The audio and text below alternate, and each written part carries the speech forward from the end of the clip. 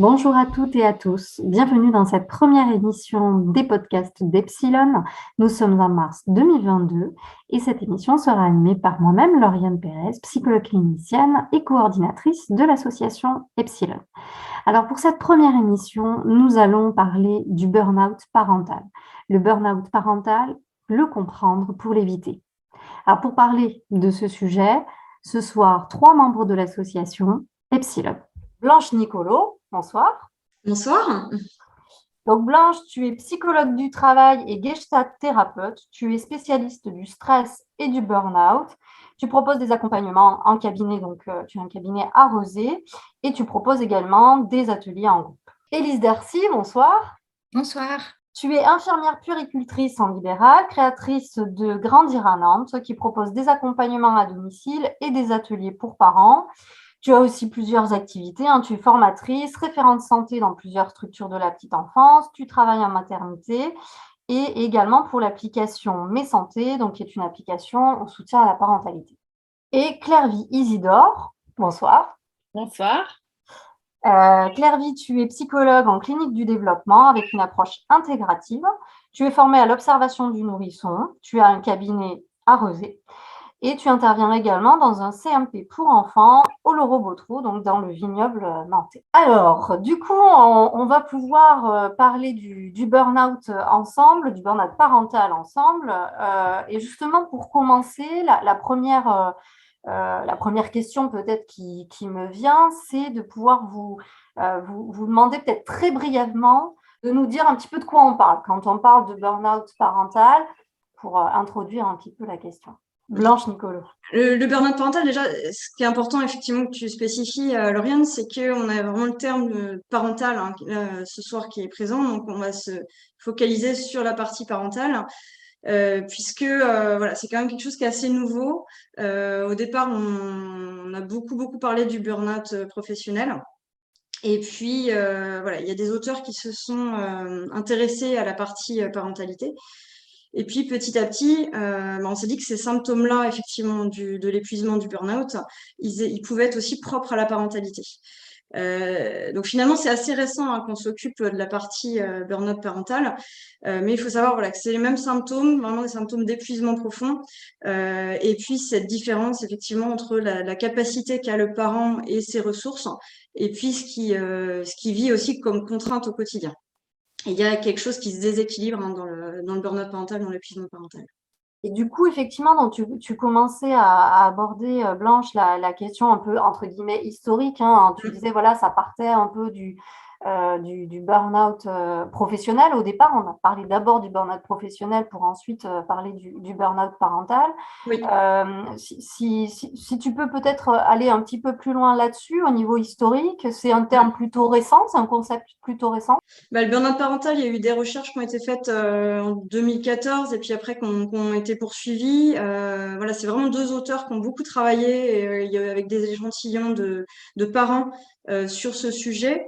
Donc finalement, c'est quand même assez récent qu'on puisse en parler et plus largement au niveau du grand public, de pouvoir mettre des mots sur ce qui se passe vis-à-vis de ses parents. Bon, c'était quand même un sujet assez tabou pendant un moment. Voilà, aujourd'hui, je pense qu'on ose en parler, les parents aussi, ça permet de poser des mots aussi sur ce qui est vécu, mais c'est quand même effectivement assez récent. Tu dis, voilà, c'est plutôt tabou. Du coup, c'est quelque chose dont on ne parlait pas. Mais finalement, est-ce que c'est quand même plutôt une problématique, je dirais, moderne, vraiment très liée à notre époque actuelle, ou est-ce que finalement, ça, entre guillemets, ça a toujours existé? Quel est votre regard là-dessus? Élise Darcy. D'un point de vue statistique, ça concerne à peu près 5% des familles, des parents qui seraient touchés. Et effectivement, c'est quelque chose en tout cas, identifié de façon assez récente.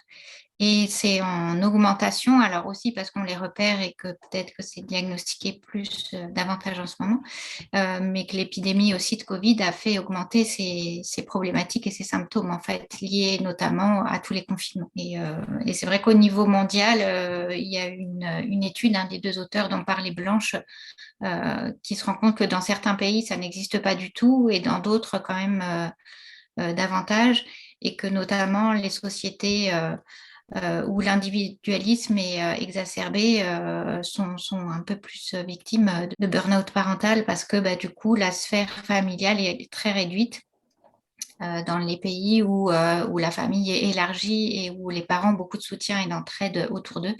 C'est des choses qu'on voit moins ou pas. Bah, effectivement, enfin, voilà, il y a beaucoup d'évolutions autour de l'éducation. Enfin, on voit beaucoup sur l'éducation positive. Voilà, il y a beaucoup de choses qui sont dites aujourd'hui aux parents, qui n'étaient pas le cas avant.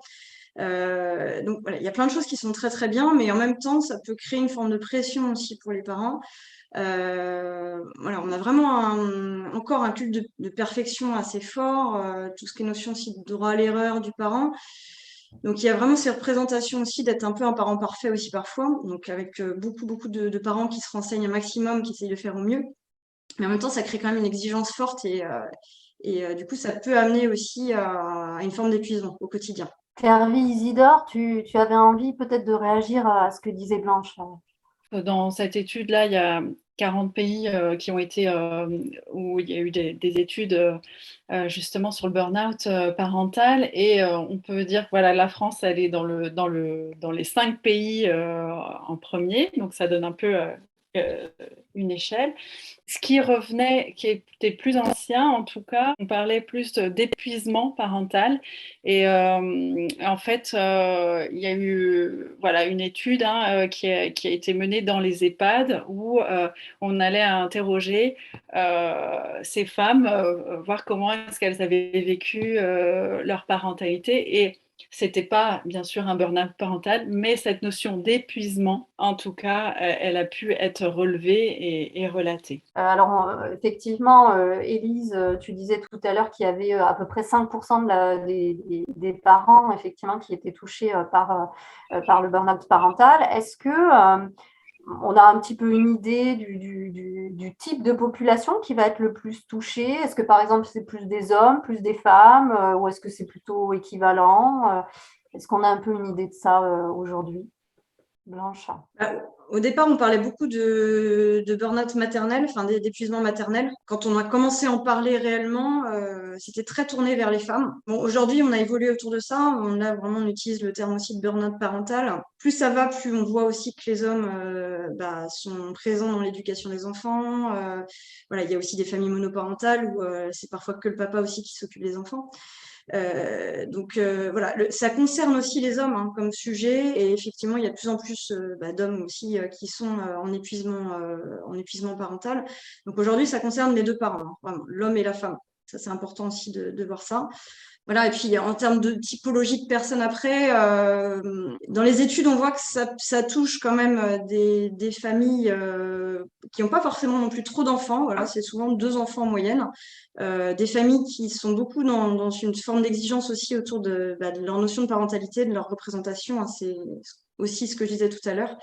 Donc voilà, c'est plutôt ce typologie de famille, même si plus largement, voilà, tout le monde peut être finalement concerné. Élise, Darcy, tu voudrais réagir? Oui, c'est juste pour rajouter que ça ne concerne pas forcément que les parents d'enfants en bas âge aussi. Oui. Voilà, ça peut arriver pour des enfants un peu plus grands, même au moment de l'adolescence, qui est une période aussi un peu complexe. Et voilà, ça n'arrive pas que dans la petite enfance. Oui, parce que c'est vrai qu'on a quand même cette idée-là que ça va quand même arriver plutôt juste après la grossesse, par exemple. Alors, la question qui me vient, c'est peut-être que ça serait intéressant peut-être qu'on différencie justement peut-être le baby blues, quelque chose qu'on entend quand même beaucoup, le baby blues, la dépression du postpartum, le burn-out parental. Est-ce que peut-être vous pouvez éclaircir un petit peu la différence entre ces 3 concepts? Le baby blues, c'est quelque chose qui est très courant déjà. Voilà, ça arrive au 3e jour après l'accouchement, enfin environ au 3e jour après l'accouchement, et c'est quelque chose qui est très hormonal. Donc voilà, très en lien avec ce qui se passe pour la maman à ce moment-là. Et effectivement, on a des symptômes où il peut y avoir des pleurs, il peut y avoir de la tristesse, voilà, on peut retrouver ça. Mais c'est quelque chose aussi qui s'arrête assez vite. Au contraire, sur la dépression postpartum, voilà, on a des symptômes qui sont assez similaires, mais par contre, ça va durer dans le temps et puis ça va toucher un peu tous les secteurs de vie de la personne concernée. Donc, ça va toucher effectivement la famille, mais ça va être aussi le cas avec des symptômes dépressifs dans son travail, avec ses amis, etc. À la différence du burn-out parental, qui lui est très très lié finalement à la sphère familiale. Donc, la personne qui va être en burn-out parental va avoir des difficultés dans sa parentalité en lien avec ses enfants. Donc, voilà, il va avoir des symptômes liés à ça. Mais par contre, quand on sort de la partie parentale, finalement, en lien avec le travail, les amis ou autre, du coup, on va plus avoir ces symptômes. Voilà. Donc, c'est vraiment très, très lié au lien avec les enfants. Alors, pour rentrer dans le vif du sujet du burn-out parental, à partir du vécu effectivement des parents qui souffrent d'épuisement parental, je vous propose d'écouter le témoignage d'une maman, Eva, qui a été diffusée dans le cadre de l'émission Des parents épuisés, qui fait partie de la série Les Pieds sur Terre, et qui a été diffusée le 31 mars 2021 sur France Culture. Je m'appelle Eva, j'ai 30 ans, j'habite dans la région d'Évian, en Haute-Savoie. J'ai 2 enfants, un petit garçon de 4 ans et demi et un autre de 15 mois. J'ai toujours voulu avoir des enfants, j'en voulais même 3. Mais le deuxième, ça m'a aussi calmée parce qu'il dort pas beaucoup, il a mis très très très longtemps à faire ses nuits. Mon grand est très difficile, il fait des crises, alors quand il était petit, c'était un bébé bonheur. Il était toujours en train de sourire, toujours en train de rigoler, il faisait des nuits de folie, donc il était toujours partant pour tout, il râlait jamais, et après il a eu 1 an. Alors je sais pas ce qui s'est passé à 1 an, à peu près l'âge de la marche, l'indépendance, et donc du coup, depuis, c'est crise sur crise pour pas grand-chose. Alors mes réactions au début, quand il fait ses colères, c'est d'essayer de le calmer, de lui dire mais demande-moi, ça va aller. Et puis quand ça continue, ça monte, ça monte, ça monte. Et puis moi, j'éclate, je crie. C'est même plus que je crie, je hurle. J'ai envie de le frapper. J'ai déjà craqué en lui donnant des fessées. C'est pas des fessées violentes, même si une fessée c'est toujours violent quand on en parle. Disons que plus je m'énerve, et moins j'ose lui mettre la main dessus parce que je me dis que je pourrais pas m'arrêter si je commence. C'est compliqué de me penser ça, de me dire que j'en suis arrivée à ce point-là. Je pensais pas être une mère comme ça. Ça me fait peur, ça me fait du mal de me dire que, pardon. Donc j'ai du mal à supporter mon fils et ses cris. Sa présence m'exaspère, en fait. Tout ce qu'il fait, ça m'exaspère. Parfois, il essaye quand même d'être gentil en me disant qu'il m'aime. Ou... J'ai même plus envie de lui répondre. J'ai plus envie de lui faire de câlins le soir. Alors je me force pour lui.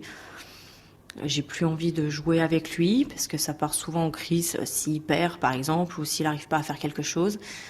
C'est devenu une corvée de passer du temps avec lui et j'avoue que quand il est à l'école et que j'ai pas besoin de m'en occuper, plus besoin de le gérer, ça me fait du bien, ça me fait des vacances. Et puis le petit commence à prendre le relais. Je me dis que c'est normal à cet âge-là. Mais la gestion des deux fait que j'ai moins de patience encore avec le petit que j'en avais pour le grand au même âge.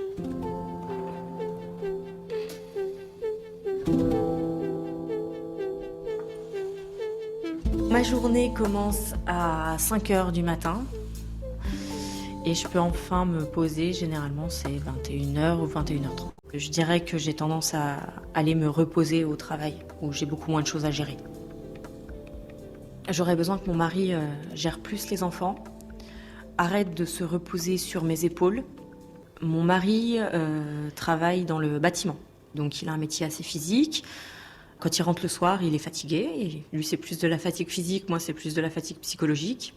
Il me dit qu'il a un métier fatigant, donc c'est à moi de gérer parce que lui, il est fatigué.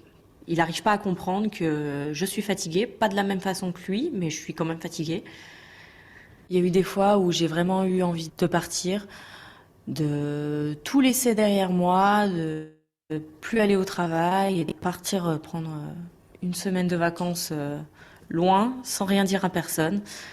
Malheureusement, ma conscience de maman me dit que je ne dois pas le faire, que mes enfants ont besoin de moi et que je ne peux pas les abandonner, même si ça serait la facilité, même si c'est à bout de bras, j'essaye de tenir du mieux que je peux. Quand je vois des amis qui sont célibataires et sans enfants, je les envie énormément. Et J'aime pas dire que je regrette d'avoir eu des enfants. Je regrette cette vie-là d'insouciance où j'avais rien d'autre à penser qu'à moi-même.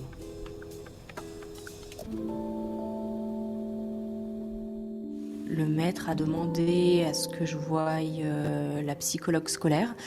Elle en a déduit qu'il n'arrivait pas à se créer un imaginaire. Donc ça m'a fait quand même du bien de dire que mon fils était comme ça.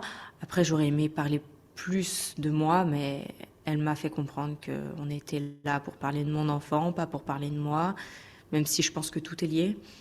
Je pense que tout est lié parce que je suis au bord de l'épuisement à cause de lui et lui fait des crises à cause de moi. Peut-être que si j'avais été plus patiente, si j'avais su l'écouter plus, il ferait moins de crises, sauf que j'y arrive pas.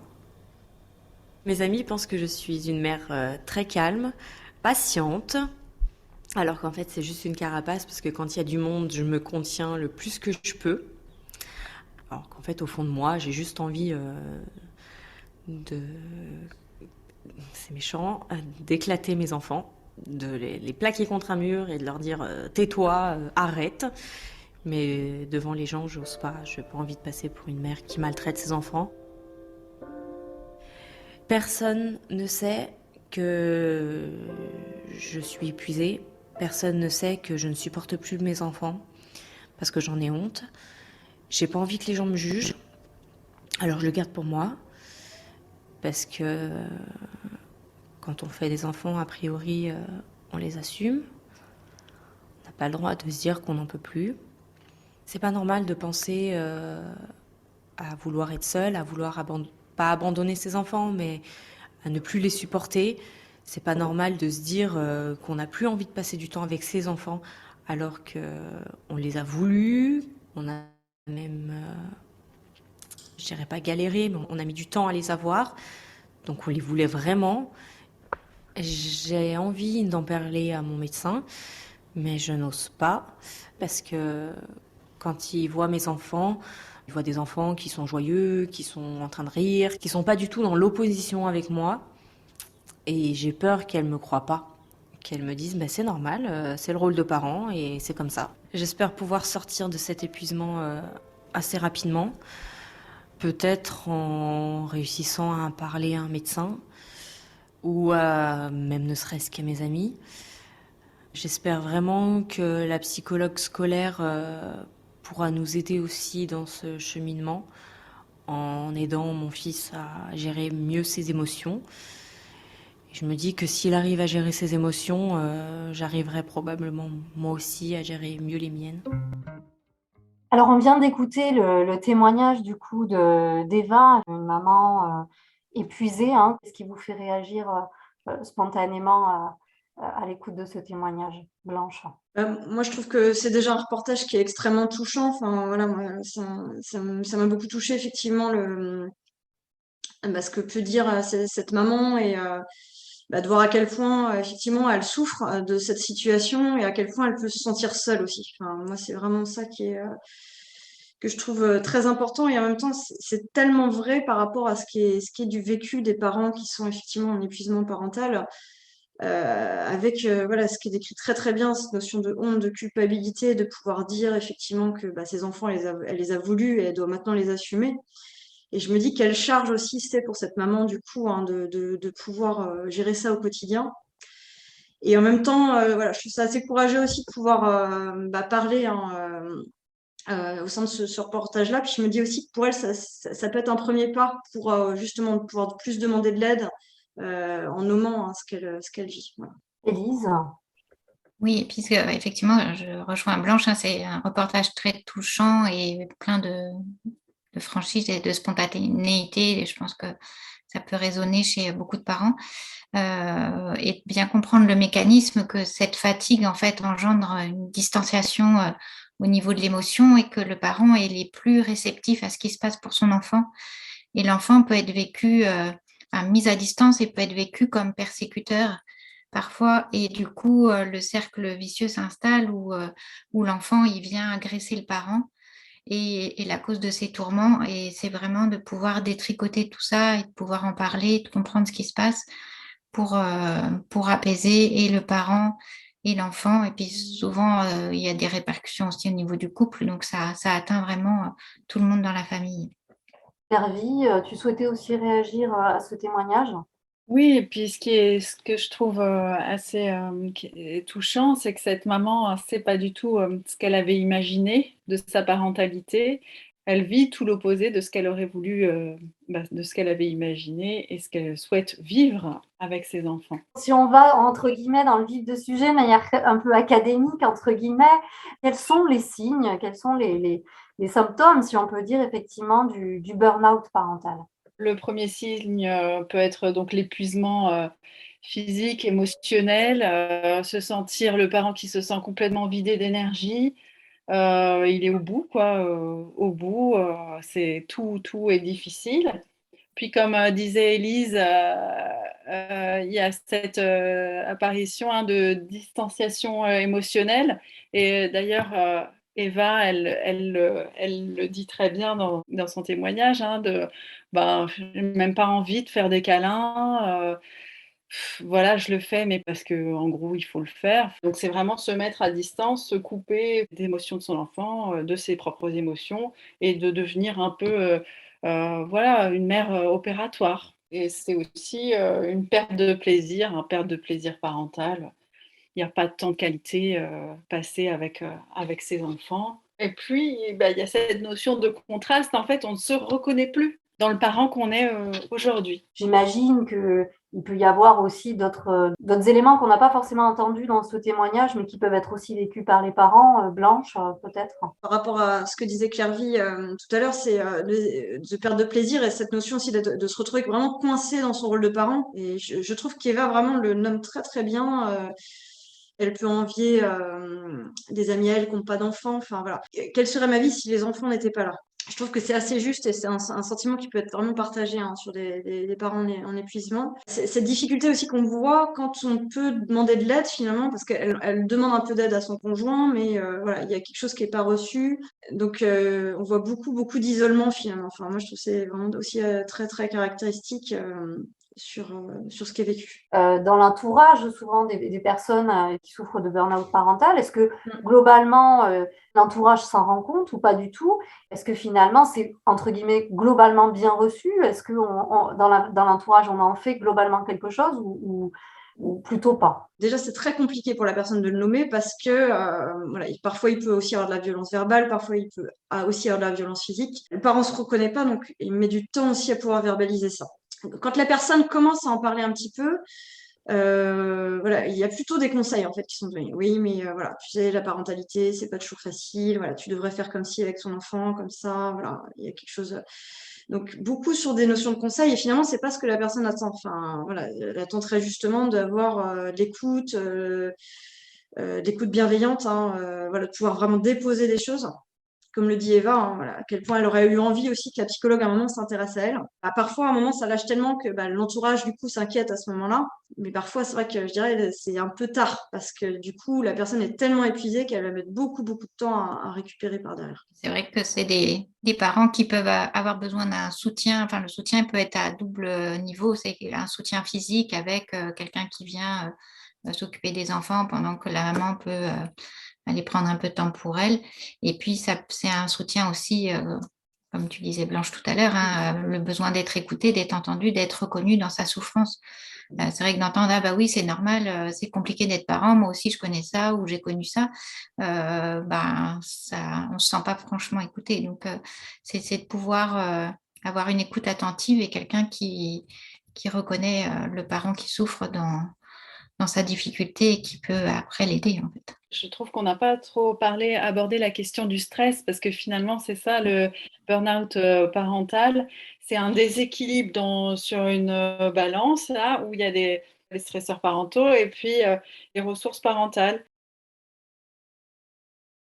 Le stress est tellement important qu'il n'y a plus assez de ressources pour rééquilibrer cette balance. Et alors, voilà, qu'est-ce qui pèse? Effectivement, on en a un petit peu parlé avant, dans le sens où, voilà, faut être le parent parfait, la mère parfaite, qui, en plus, souvent, c'est des personnes qui s'intéressent bah voilà, à beaucoup d'ouvrages. Et en fait, bah oui, mais sur les livres, c'est comme ça, mais en pratique, j'y arrive pas, enfin, ou ça marche pas. Et aussi être très performante au travail, enfin, finalement partout. Et puis, il y a un moment où bah, c'est plus possible, quoi. D'où l'importance d'en parler et de pouvoir aller vers des professionnels. Effectivement, ce que tu viens d'évoquer, Clairvy, ça nous amorce sur les facteurs de risque, entre guillemets, hein. Tu parlais du décalage entre des stresseurs et les ressources. J'imagine qu'on peut repérer peut-être des grands facteurs de risque, en tout cas les principaux facteurs de risque du burn-out parental. Blanche? Bah, on peut différencier le fait qu'il puisse avoir déjà des facteurs qui sont externes, donc c'est-à-dire qui sont en lien avec l'environnement, et puis des facteurs qui sont propres à elles-mêmes, donc voilà, qui est plus des facteurs internes, donc propres à chaque personne. Alors sur les facteurs de risque externes, je pense à des familles par exemple où il y a des parentalités multiples, avec des enfants qui sont très rapprochés, donc voilà, ça entraîne des problématiques de sommeil particulières pour les parents, de la gestion émotionnelle aussi forte. On peut avoir des typologies d'enfants qui sont parfois plus difficiles aussi à gérer que d'autres, dans l'émotionnel, dans les rendez-vous aussi, pour certains enfants qui peuvent être dits atypiques aussi. Il y a aussi la notion de soutien, voilà, dans le couple. Parfois, il y a des familles monoparentales et puis parfois, on voit, il peut aussi y avoir des désaccords dans le couple. Parce que en fait, le burn-out, c'est pas un seul facteur, hein. Il faut bien comprendre que c'est quelque chose qui s'installe dans la durée. Et du coup, il y a plein de facteurs qui font qu'à un moment, ça devient un épuisement. Et puis, effectivement, hein, il y a tellement de stress qu'à un moment, il n'y a plus de moment de récupération pour le parent.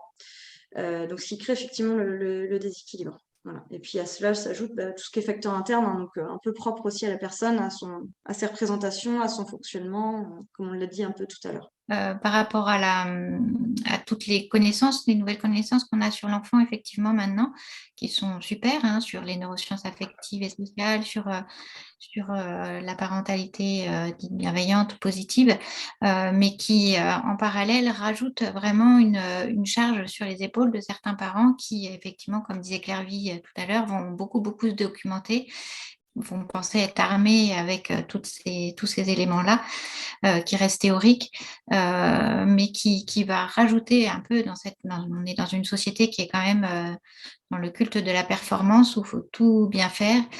Et c'est vrai qu'on ne parle pas assez de la notion voilà, de faire de son mieux. Et voilà, c'est Winnicott qui parlait de la mère suffisamment bonne, et c'est vraiment de pouvoir rappeler ça aux parents qu'il n'y a pas de parents parfaits ni d'enfants parfaits, et que chacun fait de son mieux, et de pouvoir s'alléger de ça par rapport à l'attachement, hein. Pour qu'un enfant se sente en sécurité, il faut savoir qu'il faut lui répondre la moitié du temps correctement. Donc, ça peut aussi permettre de s'alléger un petit peu. On peut se tromper 50% du temps et permettre aux enfants de se sentir sécurisés malgré tout. Donc, voilà, ce n'est pas le culte de la performance et du 100% de réussite. J'aurais eu envie aussi qu'on puisse revenir, alors Blanche, tu l'as évoqué dans les facteurs de risque, et peut-être si on peut s'y arrêter un petit peu plus sur la notion du sommeil du bébé. Alors peut-être plus spécifiquement du bébé, mais finalement, dans certaines familles, c'est un bébé, mais ça peut durer parfois très longtemps, hein. Quels sont peut-être les principaux problèmes de sommeil que peuvent rencontrer les enfants? Les difficultés de sommeil, en fait, on ne va pas parler de troubles du sommeil avant 1 an, parce que le sommeil, il se construit et se mature vraiment les premiers mois, voire années de vie.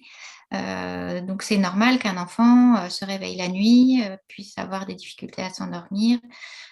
C'est des choses qui sont assez classiques, en fait, et qui concernent, selon les sources, hein, avant 1 an, entre 20 et 50% des enfants, et entre 1 et 10 ans, ça concerne un tiers des enfants. Donc, c'est quand même très, très fréquent. Ça va être des difficultés à dormir la journée, ça peut être un endormissement qui est compliqué, qui peut durer parfois 1 à 2 heures, avec des rappels réguliers. Et comme on disait tout à l'heure, hein, c'est vraiment, tout est intriqué, et de pouvoir détricoter ce qui se passe, et de redonner des repères à l'enfant et aux parents, et que le sommeil, il ne se prépare pas forcément au moment de s'endormir ou la nuit, mais que c'est plein de choses qu'on va pouvoir mettre en place en journée, notamment des temps de partage où il y ait vraiment un plaisir à être ensemble. Et c'est la difficulté dans le burn-out parental, c'est que les parents sont tellement épuisés qu'ils n'ont plus de ressources, ils sont plus disponibles pour l'enfant, ils sont plus dans le plaisir d'être avec eux. Et c'est le cercle vicieux, en fait. Si on le met en parallèle de la théorie de l'attachement, hein, il sent que sa figure d'attachement n'est plus disponible, donc lui, il est activé, et donc il va demander, il va solliciter son parent, et il va le solliciter notamment le soir, la nuit, et c'est vraiment en nourrissant ce lien la journée, en remettant des moments de jeu, c'est ce qu'on va qualifier de temps de qualité, hein, mais ça peut être que 5-10 minutes, mais si le parent il est vraiment disponible pour son enfant à ce moment-là, et vraiment dans un échange et un plaisir partagé, ça nourrit l'enfant, ça le rassure, ça le sécurise et ça va contribuer à son sommeil. Élise, effectivement, tu parles de la théorie de l'attachement. Est-ce qu'on peut peut-être en dire quelques mots pour éventuellement les personnes qui nous écoutent et qui ne savent pas forcément de quoi il s'agit? C'est le docteur Anne Reynaud, notamment en France, hein, qui l'explique bien, qui représente le parent comme un porte-avions et l'enfant comme un petit avion. Donc le parent est la base de sécurité et l'enfant au début reste collé au porte-avions, puis plus ça va, plus s'il se sent en sécurité, il va pouvoir aller explorer. Le système d'attachement, c'est très lié à l'exploration en fait, hein. Du coup, l'avion, il s'en va décoller un petit peu, mais il a besoin que son parent il soit stable, il soit dans la lumière, il soit pas dans le brouillard, qu'il soit éclairé si c'est la nuit, puis qu'il soit à peu près toujours au même endroit aussi. Et c'est vrai que le système d'attachement, en fait, on en parle pour la petite enfance, mais ça fonctionne pour toute la vie. Nous-mêmes, en tant qu'adultes, on est aussi des avions et on a des figures d'attachement. Et donc, c'est important et ça se remanie tout au long de la vie. Donc, dans l'enfance, dans l'adolescence, quand on se met en couple, quand on a des enfants, et puis au moment des deuils. Et ce qui est important pour les parents, c'est de savoir où sont pour eux leurs figures d'attachement. Alors, c'est souvent dans le couple, hein, on est figure d'attachement, il y a une réciprocité, ce qui n'est pas le cas pour les enfants. Donc, quand on se sent bien, on va vers sa base de sécurité pour se sentir mieux. Et un parent qui va pas bien, il est plus disponible en fait pour l'enfant à ce moment-là. Il a besoin lui de se sécuriser et ensuite comme ça il va pouvoir sécuriser son enfant. Mais tant qu'il l'est pas, ça va être compliqué. Merci du coup, Élise, pour cette explicitation. Si on revient effectivement au burn-out parental et notamment effectivement la question du sommeil peut-être encore un petit peu, quelles conséquences ça a sur les parents, ces difficultés-là? Du coup, un enfant qui dort pas, c'est vrai que l'enfant qui se sent pas bien, souvent il va exprimer des difficultés de sommeil ou parfois d'alimentation, parfois les deux. Et des fois de comportement sinon. Mais c'est vrai qu'un enfant qui dort pas, ça impacte toute la sphère familiale. Parce qu'un enfant qui mange pas, ça n'empêche pas le parent de manger. Mais un enfant qui dort pas, il va empêcher en général les deux parents de dormir et puis parfois les frères et sœurs aussi.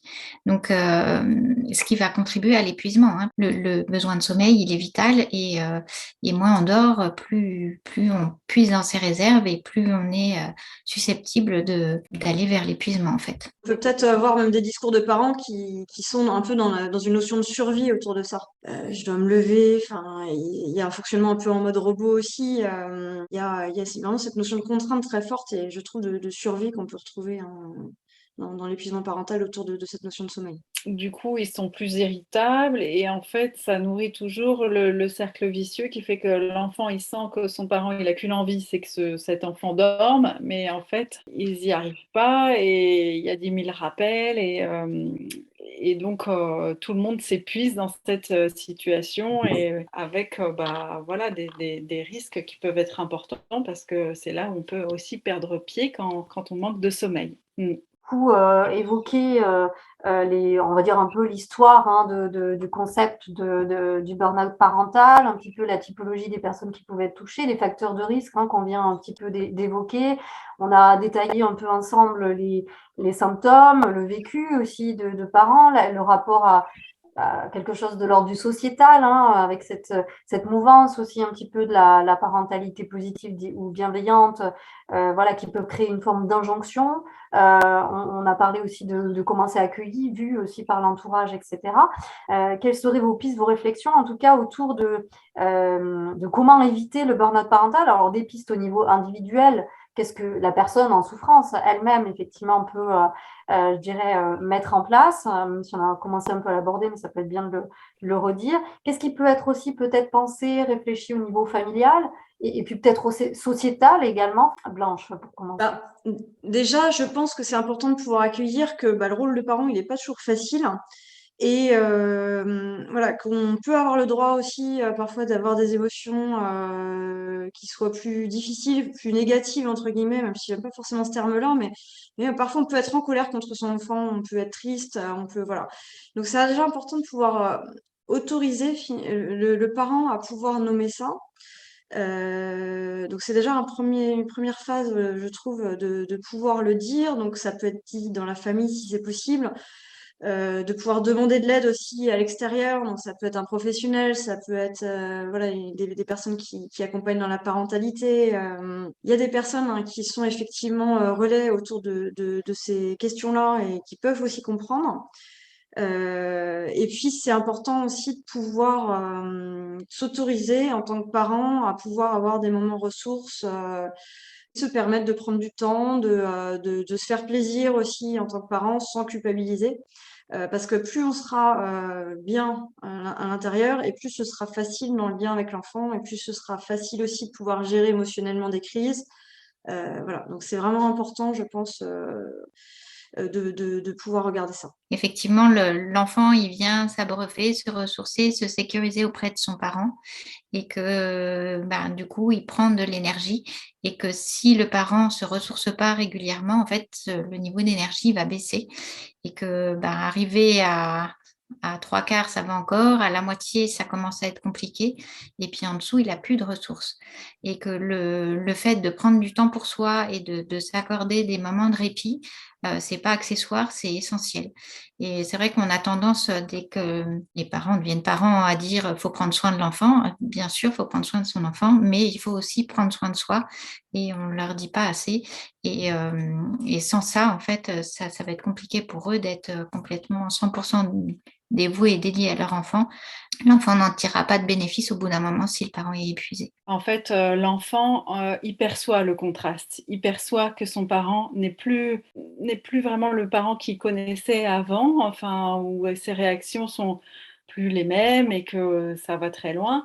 Et qu'en fait, là, le parent, quand il est, ça va pas du tout, et donc de pouvoir mettre des mots, que le parent puisse mettre des mots sur ce qu'il ressent, sur son épuisement, sur quand je suis fatiguée, mes mots dépassent mes pensées et je fais des erreurs. Oui, on peut aussi le nommer aux enfants et je pense que c'est important aussi que le parent ait ça en tête que voilà, oui, on n'est pas parfait, personne n'est parfait et de pouvoir le reconnaître, c'est là où dans la relation, il y a quelque chose qui peut bouger. On peut leur proposer, en tout cas, de consulter, d'aller vers des professionnels, de pouvoir en parler, mettre des mots. Tout ça, ça va permettre aussi de diminuer ce stress, de sortir de cette culpabilité, de sortir de cette honte. Il y a quand même, je trouve, de plus en plus de propositions.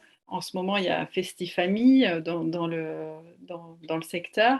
Il y a des endroits où peut-être pouvoir partager aussi avec d'autres parents. Ça sort de l'isolement, se rendre compte que on n'est pas tout seul en fait à vivre ça, que plusieurs familles sont concernées. Si on repère que dans sa famille, il y a une personne qui souffre d'un burn-out parental, est-ce qu'ils peuvent proposer une forme d'aide également? Effectivement, oui, ils peuvent aller proposer, est-ce que tu aurais besoin, est-ce que je peux te garder les enfants, par exemple, un après-midi pour que tu ailles faire ci ou ça. Enfin, en tout cas, proposer, solliciter, proposer de l'aide ou une écoute attentive aussi, de dire est-ce que viens, on va aller se balader, on va discuter. Voilà, les parents peuvent comme ça sentir qu'ils ne se sentent pas jugés et puissent être écoutés et pouvoir se confier.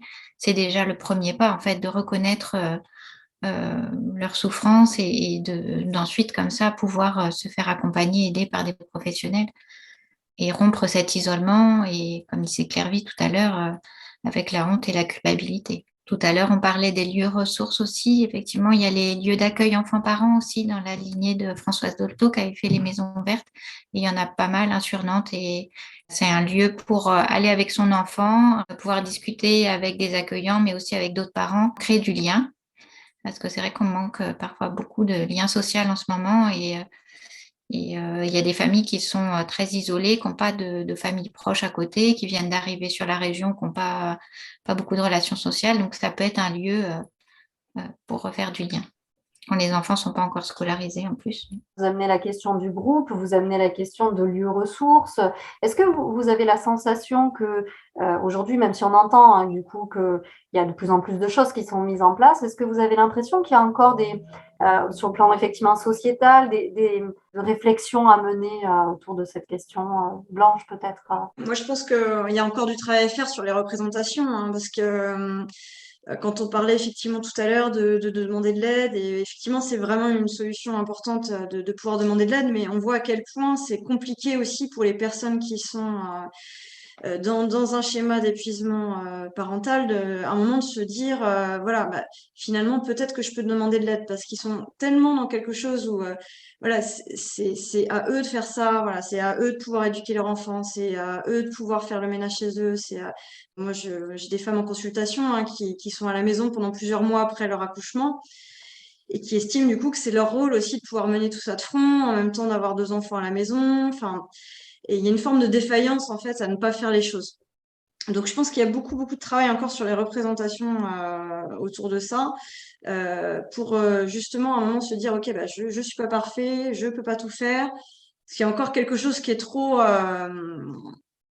voilà, qui est trop dans le non-dit aussi autour de ça et voilà, de la maison un peu parfaite aussi, des représentations qu'on peut se faire autour de ça. Et puis sans doute d'informer davantage les professionnels qui accompagnent, par exemple les médecins traitants, pour éviter justement cette banalisation. Ah bah c'est normal, c'est compliqué d'avoir des enfants. Enfin, en tout cas, que les gens qui puissent accompagner ces parents puissent être mieux informés. Et puis c'est vrai qu'au niveau sociétal, il y aurait plein de choses à faire, hein. Il y a plein de parents qui peuvent dire qu'ils sont très accompagnés pendant la grossesse et puis après que c'est un peu le vide sidéral.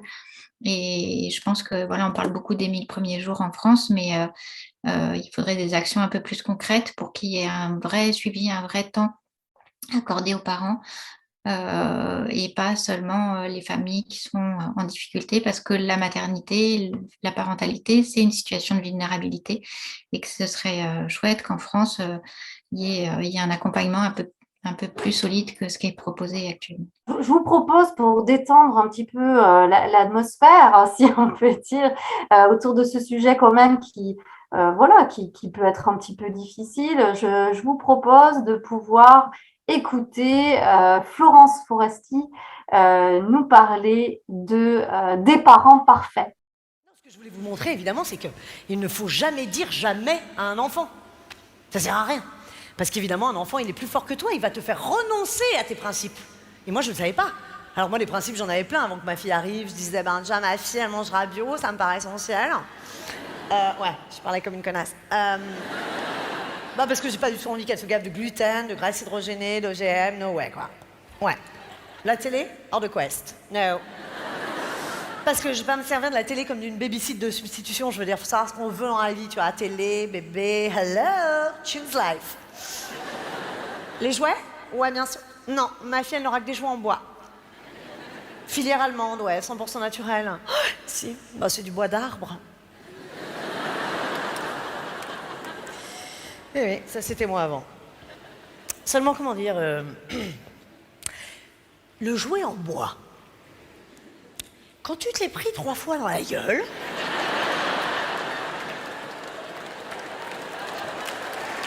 c'est massif le bois, hein, ça c'est pas, c'est le principe.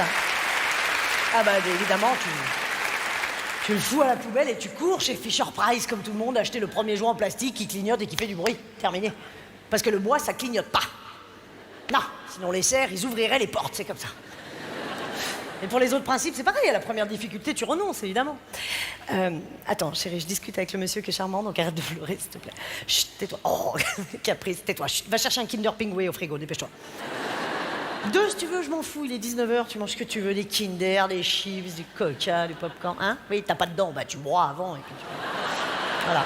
Alors en fait, je vous disais, c'est la chaudière qui a lâché. Voilà, je sais pas. Alors que je l'entretiens, ouais, bien sûr. Attends une seconde. Mets-toi devant Gulli, chérie. Eh ben parce que Gulli, c'est bon, c'est good, c'est Gulli good. Ah bah Gulli, c'est la chaîne enfant, moi je connaissais pas, ça sauve des vies, je peux vous le dire. Hein. Ah moi sans Gulli, je serais morte, c'est sûr. Ou ma fille, je sais pas, mais une des deux. Hein, ou le chien qui a rien à voir, le pauvre. Mais en tout cas, on serait moins nombreux dans l'appartement. Gulli, c'est un service de santé publique. C'est pour ça qu'ils l'ont mis sur la 18. C'est un numéro d'urgence, Gulli, je pense. Mais bon, on est tous... qu'est-ce que tu veux? On est tous pareils, les parents, on finit tous par céder, plus ou moins tard, c'est tout. J'ai remarqué qu'il y avait 2 catégories de parents, d'ailleurs. Il y a, il y a ceux qui luttent quand même quotidiennement, tu vois, pour conserver leur autorité, leurs valeurs. Et puis alors, il y a ceux qui lâchent tout très vite. Moi, je les reconnais facilement, les 2 catégories, c'est en voiture, sur l'autoroute, tu sais. En général, ceux qui ont le pare-soleil noir, ils luttent encore. Ceux qui ont le pare-soleil Winnie l'ourson, Dora l'exploratrice. Ah bah oui, ils sont passés de l'autre côté de la barrière, là. C'est bon, ça y est, allez hop. Nous venons d'écouter un sketch de Florence Foresti, issu de son spectacle Motherfucker. Une petite réaction à ce sketch. En fait, c'est tellement révélateur entre l'avant, l'imaginaire qu'on peut se faire. Je parlais des représentations tout à l'heure, on est vraiment là-dessus. Et puis, sur ce qu'on peut nous dire aussi au niveau de la société, des injonctions, etc. Et puis, en fait, voilà, à quel point on est confronté aussi à une réalité qui est tellement différente. Je trouve ça très drôle, effectivement. Ouais, ça me parle beaucoup. Élise, sur ce sketch? Oui, bah, c'est vraiment l'idée. Avant, j'avais des principes et maintenant, j'ai des enfants, quoi. Et effectivement, il y a vraiment un décalage entre les représentations qu'on peut se faire avant d'être parent et puis une fois qu'on l'est, et c'est de pouvoir s'accorder, s'ajuster. Et effectivement, c'est un grand bouleversement que de devenir parent, et il y a quelque part un deuil à faire de la vie d'avant, mais c'est aussi voilà, transformer ça en une vie à 3, 4 ou 5, enfin, en fonction de la famille, mais faut retrouver l'équilibre et la place de chacun, et c'est un grand bouleversement physique et psychique aussi, et voilà, qui vient bouleverser tout le monde, et voilà, mais qui est une belle aventure aussi. C'est vrai que l'humour, c'est très important aussi. Ça permet justement d'affronter les choses qui peuvent arriver, qui peuvent être difficiles. On peut rire de certaines situations et de peut-être des principes qu'on avait dans notre idéal de parents. Mais c'est la richesse d'évoluer ensemble en tant que parents, et puis l'enfant à faire grandir. Ça égaye la voiture avec des beaux pare-soleil Winnie l'ourson, c'est plus gai que nos pare-soleil noirs. Alors du coup, peut-être pour terminer tranquillement, en tout cas, l'émission de ce soir, peut-être parler quand même de l'actualité d'Epsilon autour de cette question quand même de la parentalité. Justement, donc Epsilon propose 2 groupes à destination de parents. On a par exemple le premier groupe qui est directement en lien, je dirais, avec l'émission de ce soir autour du burn-out parental. Parents épuisés, comment retrouver vos ressources, donc qui est animé justement par Blanche Nicolo et Élise Darcy. Cet atelier, du coup, a lieu le 26 mars, le 30 avril et le 4 juin de 10h à midi. Donc l'idée, effectivement, c'est de s'engager sur les 3 séances à la maison de quartier Madeleine Champ-de-Mars à Nantes. Les ateliers, ils sont à destination des papas comme des mamans. Et puis, on peut être en épuisement, ou on peut se sentir en processus, effectivement, d'aller vers l'épuisement. Donc, l'idée pour nous, c'est vraiment de pouvoir avoir un environnement bienveillant de parents. Donc, c'est pour ça qu'on veut que ça se fasse sur 3 séances. Voilà, pour avoir le temps vraiment de pouvoir déposer des choses, de pouvoir exprimer ce qui se passe aussi à l'intérieur de soi.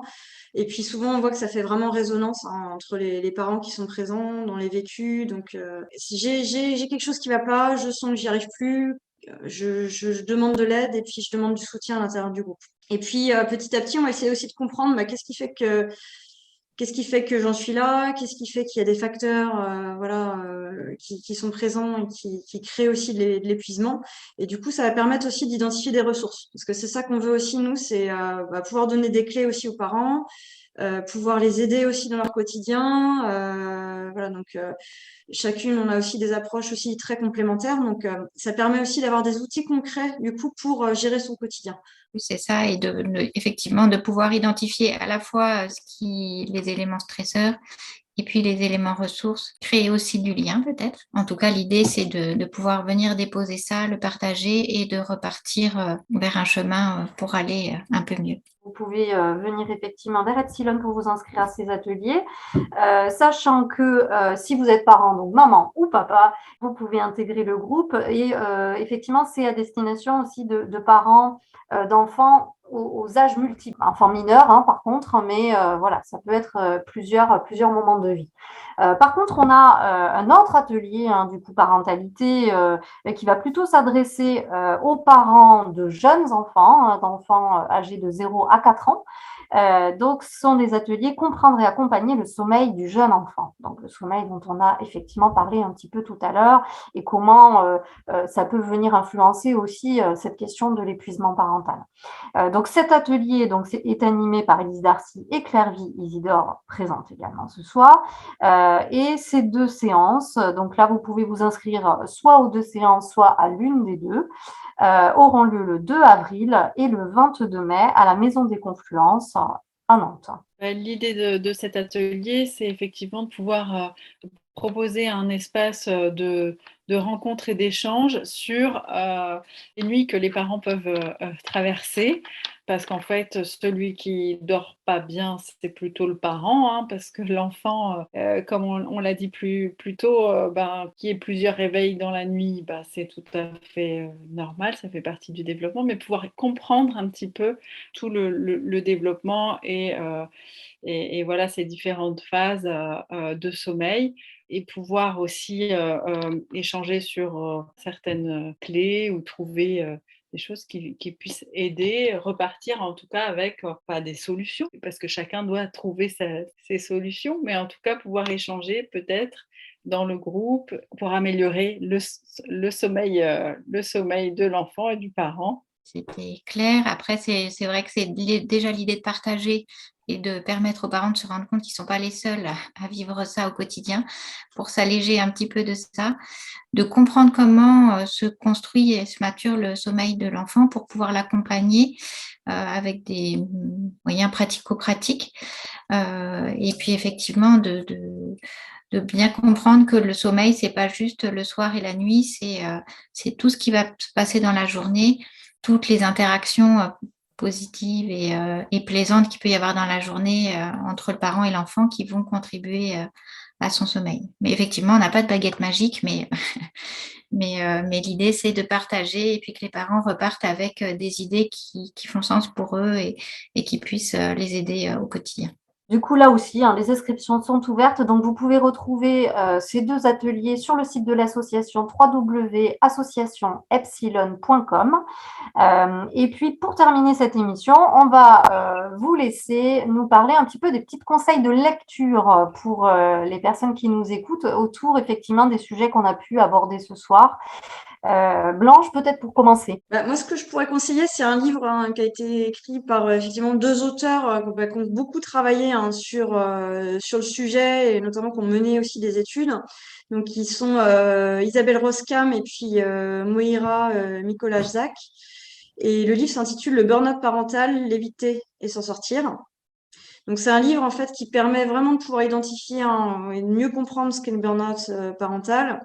Et puis, il y a aussi des conseils de lecture, donc c'est très adapté aussi aux parents hein, pour voir qu'est-ce qui pourrait être intéressant aussi pour sortir de cette situation-là. Claire-Vie, tes conseils de lecture. Déjà, je voulais rebondir par rapport aux auteurs dont Blanche a parlé, qui ont aussi un site qui est très bien fait, burnoutparental.com, et dans lequel il y a une partie vraiment pour les parents, une partie pour les professionnels, avec des échelles aussi pour peut-être avoir une petite évaluation, voilà, de savoir où est-ce qu'on en est en tant que parent, est-ce qu'on est en épuisement. Et en ce qui concerne donc un petit conseil de lecture, le burn-out parental, surmonter l'épuisement et retrouver la joie d'être parent, de Liliane Holstein.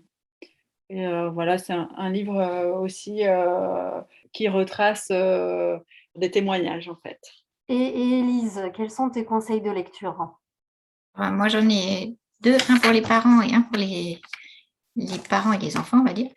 Le livre, c'est pas tout à fait sur le burn-out, mais c'est un livre qui va parler plutôt de l'accueil des émotions et amener les parents sur le développement personnel pour un peu mieux se comprendre et du coup être à l'écoute aussi de ses besoins. Il s'appelle L'intelligence du cœur d'Isabelle Filiosa et qui va contribuer à leur mieux-être et du coup à l'équilibre de leur famille et à leur relation avec leur enfant.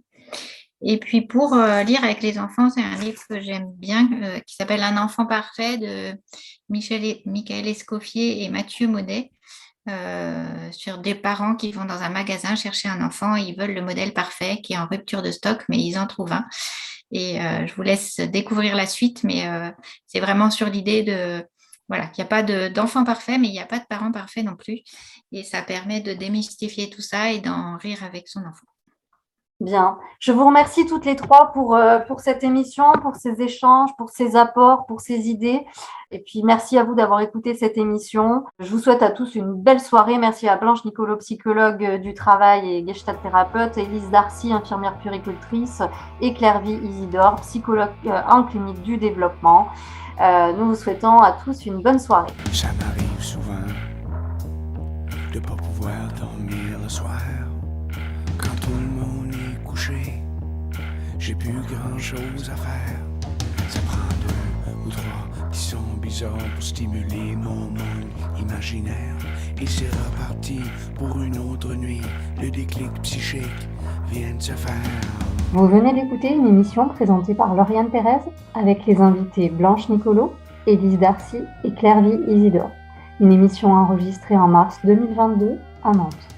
Durant ce podcast, vous avez pu entendre un extrait de l'émission Les Pieds sur Terre, Parents épuisés, diffusée en mars 2021 sur France Culture.